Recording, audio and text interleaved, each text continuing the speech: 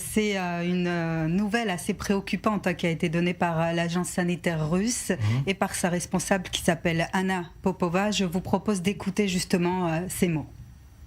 Le laboratoire a confirmé le premier cas d'infection d'une personne par le virus de groupe A, la grippe aviaire AH5N8.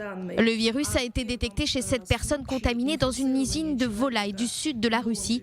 La contamination a été rapide. Ces données confirmant la contamination de l'être humain par le AH5N8 représentent une avancée considérable pour les scientifiques russes. Alors actuellement, ces 7 malades vont bien et n'ont pas eu de complications puisque des mesures ont été prises très rapidement après avoir détecté ce nouveau variant de la grippe aviaire. Il faut savoir que à la base, cette souche de la grippe aviaire avait été découverte dans le sud de la Russie en décembre 2020.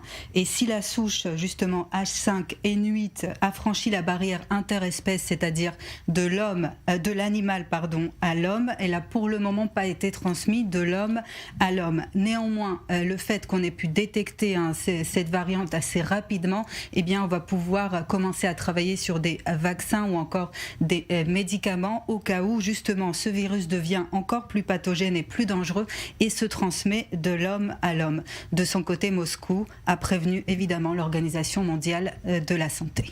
Alors, en attendant, que propose l'OMS concrètement pour lutter contre cette variante, cette souche de H5N8, alors qu'on est en train de vivre pleinement la pandémie de Covid-19 ? L'OMS, pour le moment, est rassurant puisque cette souche de la grippe aviaire H5N8, pour le moment, ne se transmet pas à l'homme et que c'est un fait très rare.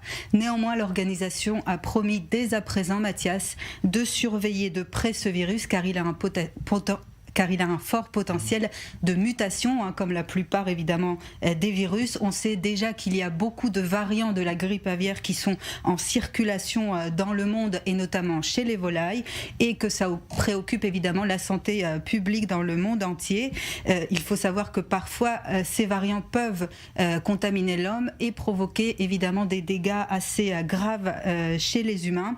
Selon l'Organisation mondiale, actuellement, les différentes souches de la grippe aviaire qui peuvent se transmettre à l'homme sont le fameux H5N1 que l'on connaît tous, le H7N9 et le H9N2.